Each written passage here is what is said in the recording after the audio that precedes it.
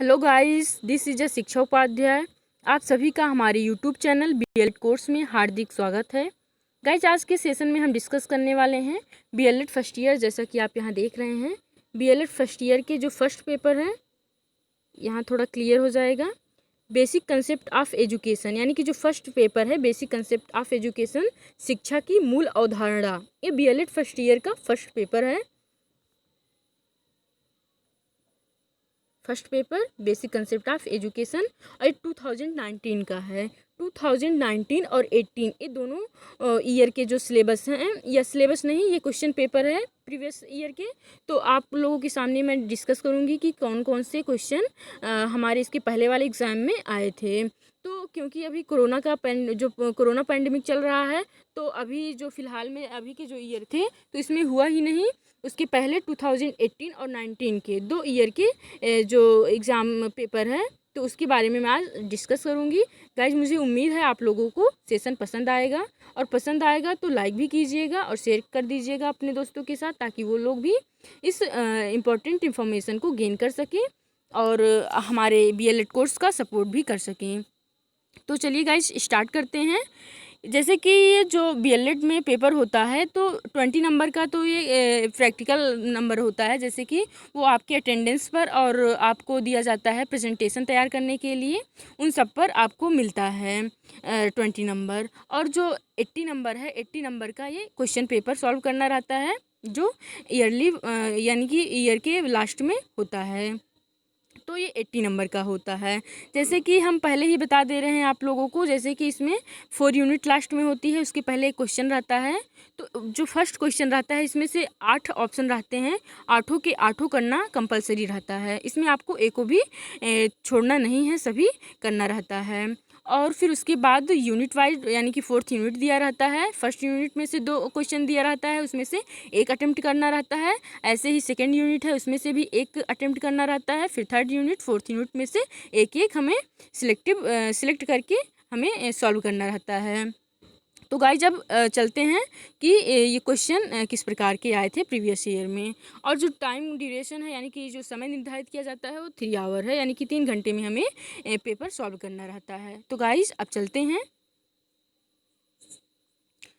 तो first question है, इसमें से आप लोगों को मैंने पहले ही बताया है कि 8 क्वेश्चन दिए रहेंगे ABCDEFG करके, तो 8 के 8 सॉल्व करना रहता है। ये 4-4 नंबर के रहते हैं। इस प्रकार से 4 नंबर के रहते हैं, 8 क्वेश्चन सॉल्व करने हैं, तो 4 गुना में 8 यानी कि 32, 32। तो 32 नंबर के ये रहते हैं, ये पूरे के पूरे सॉल्व करने रहते हैं आपको। तो इसमें हमें लघु उत्तर देना रहता है। जैसे कि ये लगभग हम 2 या 2.5 पेज लिख देते हैं तो हमारा इनफ है। और उसके बाद जैसे कि जो 12 नंबर का रहता है, तो इसके हिसाब से हम 6 पेज या जितना हो सके उतना हम 6, लेकिन हम मिनिमम लेते हैं कि 6, और मैक्सिमम भी यही 6 है। 6, 5, 6, 7 इतना चलता है। तो आपको अगर इतना आपको पता है, नॉलेज है आपको, तो आप लिखिए, तो यही सफिशियंट है। तो गाइस, अब चलते हैं क्वेश्चन की तरफ। फर्स्ट क्वेश्चन का ए ऑप्शन है कि define education and also mention different type of education, यानी कि शिक्षा को परिभाषित करते हुए उनके विभिन्न प्रकारों को भी बताइए। जैसे पहले इसमें शिक्षा को डिफिनीसन उसका लिखना होगा, उसको परिभाषित करना होगा। फिर उसके टाइप जो हैं, यानी कि जो formal education, informal, non formal, और हिंदी में हम कहते हैं औपचारिक, अनौपचारिक, निरौपचारिक, इनके बारे में हमें थोड़ा थोड़ा बताना रहेगा, थोड़ा थोड़ा डिस्क्राइब करना रहेगा। फिर गाइस, उसके बाद चलते हैं सेकेंड ऑप्शन पर। इसमें है कि justify that society and education are related to each other, यानी कि सोसाइटी जो है, समाज जो है, एजुकेशन एक दूसरे से कैसे रिलेट करते हैं, इनके बारे में बताना रहता है। जैसे कि यहाँ आप देख सकते हैं, इसका हिंदी में है कि समाज व शिक्षा एक दूसरे से संबंधित है। इस कथन की पुष्टि करना है कि समाज, शिक्षा एक सिक्के के कैसे 2 पहलू हैं, इसको डिफाइन करना रहता है। तो आपको ये आप देख सकते हैं। और गाइस, इसमें ध्यान रखने वाली बात ये है कि जो प्रीवियस ईयर के पेपर हैं और जो होने वाले हैं अभी, या अभी 1 ईयर के बाद होगा, तो इसमें जो क्वेश्चन है वो लगभग मिलते जुलते रहते हैं। तो अगर आप अपने सिलेबस को कवर करते हैं, तो ऐसा नहीं है कि कोई जो टॉपिक है आपके सिलेबस से हट कर आएगा, और सिलेबस के अकॉर्डिंग ही आता है। फिर उसके बाद गाइस 6 मतलब सी नंबर पर चलते हैं।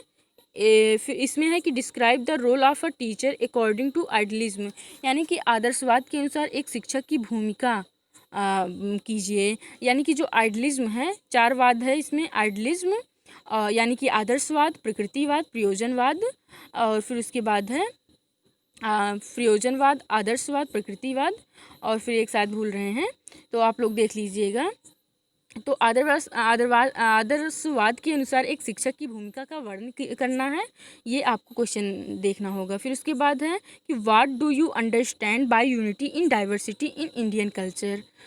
भारतीय संस्कृति में निहित अनेकता में एकता से आपका क्या तात्पर्य है। अनेकता में एकता, जैसे कि कोस कोस पर बदले पानी, 8 कोस पर बानी। तो जैसे कि हमारे जो भारत में जो डाइवर्सिटी पाई जाती है, तो उसमें डाइवर्सिटी होते हुए भी, हर एक चीज़ में विभिन्नता होते हुए भी कैसे यूनिटी बनी है, इसके बारे में हमारे भारतीय संस्कृति में क्या है, ये सब डिस्क्राइब करना है। गाइज, अगर आपको जो चार वाद हैं पढ़ने हैं फिलॉसफी में, अगर आपको चारों वाद आता है तो आप कमेंट बॉक्स में अपना कमेंट दीजिए, अपना आंसर दीजिए। फिर उसके बाद चलते हैं guys what were the characteristics of education of ancient India, यानी कि प्राचीन भारतीय शिक्षा की क्या विशेषताएं थी। प्राचीन भारतीय शिक्षा की क्या विशेषताएं थी, इसके बारे में बताना है। फिर उसके बाद यफ है in present day how much in realistic education relevant, यानी कि वर्तमान समय में यथार्थवादी शिक्षा कितनी प्रासंगिक है। यानी कि जो प्रेजेंट टाइम है, इसमें जो यथार्थवादी शिक्षा है, रियलिस्टिक एजुकेशन है, ये कितना प्रासंगिक है या कितना सही है, इनके बारे में हमें डिस्क्राइब करना है। तो गाइज, चार वाद यानी कि आदर्शवाद, प्रकृतिवाद, प्रयोजनवाद, यथार्थवाद। गाइज, ये मिस हो रहा था यथार्थवाद अपने, आप यहाँ देख सकते हैं और अपने माइंड में अस्थायी रूप से इसे गेन कर सकते हैं। और आपको अब पता भी हो गया है तो कमेंट बॉक्स में लिखने में आसानी भी होगी। तो गाइज, इसे भूलिएगा मत, प्लीज़ लिखिएगा, अपना कमेंट दीजिएगा, ताकि हमें पता लगे कि आप लोग हमारी वीडियो से पढ़ते हैं और सेटिस्फाइड भी होते हैं। फिर गाइज, उसके बाद क्वेश्चन नंबर जी है कि in modern day Swami Vivekananda is an ideal for the youth, justify this statement. यानी कि जो स्वामी विवेकानंद हैं, ये यूथ के बारे में बहुत अपने विचार दिए हैं, तो इसके बारे में हमें बताना है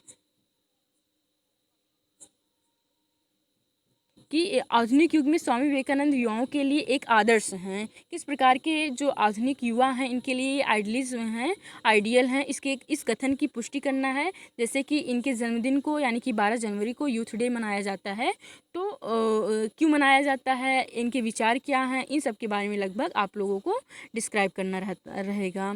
फिर उसके बाद क्वेश्चन नंबर एच है, इसमें है कि describe article 45 of Indian constitutions, यानी भारतीय संविधान की धारा 45 का वर्णन कीजिए।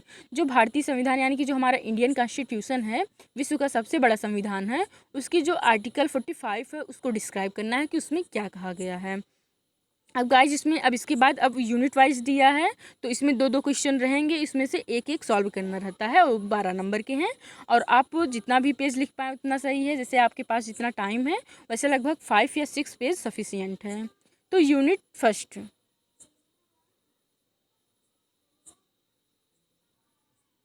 फिर जैसे कि यूनिट फर्स्ट में है 2 क्वेश्चन है, तो इसमें से 1 क्वेश्चन हमें अटेम्प्ट करना है।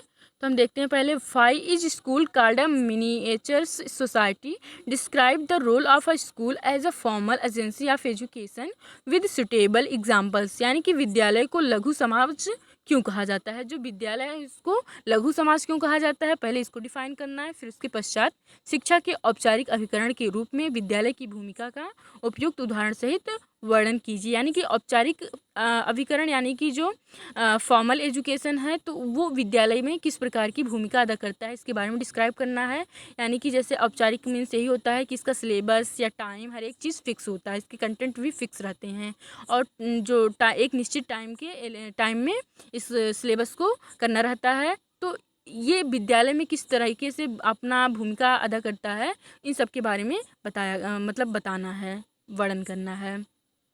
फिर उसके बाद गाइज है चाहे आप ये कीजिए सेकंड नंबर, चाहे थर्ड नंबर कीजिए, आप वो आपकी मर्जी है, जो आपको अच्छा लगे या जो आपको अच्छे से आप प्रिपरेशन कर चुके हैं, जिसके बारे में आपका कंटेंट अच्छा है और स्ट्रक्चर बनाकर आप अगर एग्ज़ाम में करेंगे तो उससे जो एग्ज़ामिनर हैं, चेक करने वाले, उनमें अच्छा एक्सप्रेशन जाएगा, तो वो अच्छे नंबर भी देंगे, क्योंकि उनको जो समझ में आएगा स्ट्रक्चरली, वो ज़्यादा समझ पाते हैं, तो ऐसे वो चेक करने में भी आसानी रहेगी और नंबर भी आपको बढ़िया मिलेगा। फिर गाइस चलते हैं कि mention some landmark in the development of primary education in post independence era of India, यानी कि स्वतंत्रता पश्चात भारत की प्राथमिक शिक्षा के विकास में घटित होने वाली सीमा चिन्हों को प्रस्तुत कीजिए। यानी कि स्वतंत्रता के बाद 1947 के बाद भारत की प्राथमिक शिक्षा यानी कि जो प्राइमरी एजुकेशन है, उसमें जो डेवलपमेंट में घटित होने वाली सीमा चिन्हों का प्रस्तुत कीजिए, इसके बारे में हमें लिखना रहेगा। फिर गाइस उसके बाद है सेकेंड यूनिट में भी 2 क्वेश्चन है। फर्स्ट है discuss the relationship between philosophy and education, यानी कि जो दर्शन है और शिक्षा, इनके संबंध क्या है, रिलेशनशिप क्या है, इसके बारे में डिस्कस करो। Why is education called the dynamic side of philosophy, explain with example, यानी कि दर्शन व शिक्षा के मध्य संबंध का विवरण दीजिए, डिस्क्राइब कीजिए। शिक्षा की दर्शन का गतिशील पक्ष क्यों कहा जाता है, यानी कि शिक्षा को दर्शन का गतिशील पक्ष क्यों कहा जाता है, उदाहरण सहित व्याख्या करना है। ये आप यहाँ देख सकते हैं। तो ये 2 ऑप्शन रहेगा और 5th नंबर ये है। तो दोनों में से आपको जो भी तैयारी आपकी अच्छे से हुई है तो उसमें आप चयन करके उसी का आंसर दे सकते हैं। Mention the fundamental principle of pragmatism, is pragmatic philosophy relevant in modern education system.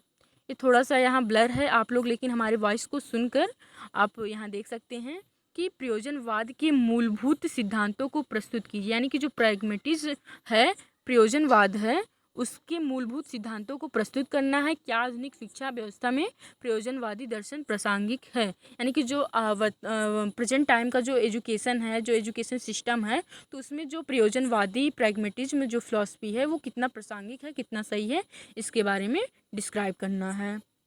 फिर गाइज उसके बाद यूनिट 3 है। इसमें फर्स्ट क्वेश्चन है कि what do you understand by socialisation, how is education helpful in the process of socialisation of a child, यानी कि समाजीकरण से आपका क्या तात्पर्य है, एक बालक के समाजीकरण की प्रक्रिया में शिक्षा कितनी सहायक होती है, यानी कि जो बालक है उसका समाजीकरण किस तरीके से होता है, इन सब के बारे में आपको बताना होगा कि पहले वो कैसे परिवार के संपर्क में आता है, पहले माँ के संपर्क में आता है, उसकी प्रथम शिक्षिका या प्रथम गुरु माँ कही जाती हैं उनकी, तो उसका समाज पहले कैसे माँ होती हैं, फिर उसके बाद उसका परिवार, फिर उसका समाज, फिर उसके बाद विद्यालय, उसका जो सोशियलाइजेशन है कैसे एक स्थान से दूसरे स्थान पर होता रहता है, इन सब के बारे में शिक्षा कितनी सहायक है ये हमें डिस्क्राइब करना है। फिर उसके बाद गाइज है कि what is a social change, यानी कि सामाजिक परिवर्तन क्या है, how education effects social change justify it, सामाजिक परिवर्तन क्या है, शिक्षा किस प्रकार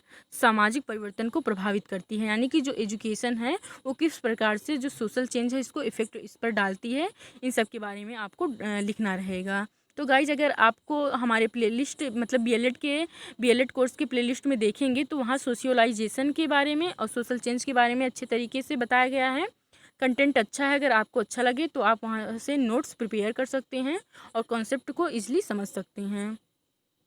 फिर उसके बाद यूनिट 4 यानी लास्ट यूनिट है, इसमें भी 2 क्वेश्चन रहते हैं, आपको एक अटेम्प्ट करना है, चाहे आप लिखिए कि ये वाला 8 नंबर चाहे 9 नंबर। 8 नंबर है कि what is the preamble of Indian constitution, describe the influence of Indian constitution on education, यानी कि भारतीय संविधान की प्रस्तावना क्या है, प्रियम्बल का क्या है, शिक्षा पर भारतीय संविधान के प्रभाव का वर्णन कीजिए। तो ये इसके बारे में चाहे आप लिखिए, चाहे write down the concept of RTE, right to education 2009 में आया था और 2010 में लागू हुआ था। Present the factors of making education as a fundamental right, RTE 2009 के संप्रत्यय को लिखिए, शिक्षा के मूल अधिकार बनाने के कारण प्रस्तुत कीजिए, यानी कि इसके कॉन्सेप्ट को लिखना है, फिर शिक्षा के जो मूल अधिकार बनाने के कारण प्रस्तुत हैं उसको हमें प्रस्तुत करना है। तो आपको जो भी सुटेबल लगे, आपको जो भी अच्छे से प्रिपेयर है, आप उसको ऑप्शन दिया ही है, आप दोनों में से एक सिलेक्ट करके लिख सकते हैं। फिर गाइस, जैसे कि ये इसके पहले वाला जो क्वेश्चन पेपर था वो भी प्रीवियस ईयर का था, लेकिन वो 2019 का था, और ये 2018 का है। ये भी बीएलएड फर्स्ट ईयर का ही है, और बीएलएड फर्स्ट ईयर का first paper basic concept of education यानी कि शिक्षा की मूल अवधारणा ही है। तो ये 2018 की है, क्योंकि 2018-19 का हुआ ही है, और फिर उसके बाद कोरोना पैंडेमिक चल ही रहा है, उसके चलते अभी एग्ज़ाम नहीं हुआ है। 2020 का प्रमोट कर दिए जा रहे हैं बच्चों, तो उसका हमें क्वेश्चन पेपर नहीं, बाकी जो इसके पहले प्रीवियस ईयर के थे वो मैं आप लोगों के सामने लेकर आई हूँ। मुझे आशा है आप लोगों को अच्छा लगेगा। तो चलिए गाइज स्टार्ट करते हैं।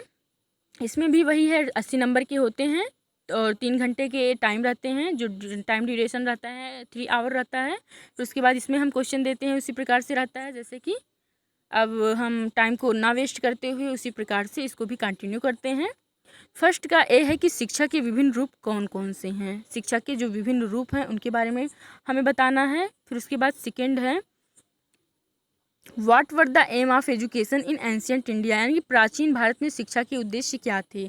प्राचीन भारत में जो शिक्षा का एम था उसके बारे में हमें डिस्क्राइब करना है। फिर उसके बाद है सी नंबर कि शिक्षा समाज से किस प्रकार से संबंधित है। डी है कि define social stratification with suitable examples, यानी कि उपयुक्त उदाहरणों के साथ सामाजिक स्तरीकरण को परिभाषित कीजिए। फिर उसके बाद है ई what do you understand by unity in diversity, अनेकता में एकता से आप क्या समझते हैं।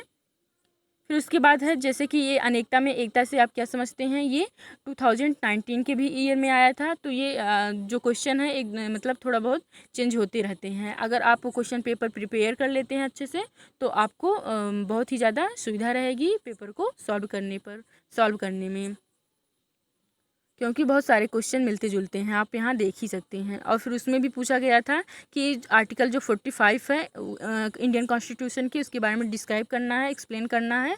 और ये इसके पहले वाले पेपर में जो मैंने अभी डिस्क्राइब किया था या बताया था आप लोगों को, एक्सप्लेन किया था, उसमें भी 45 भी नंबर पूछा था, तो आप यहाँ देख सकते हैं।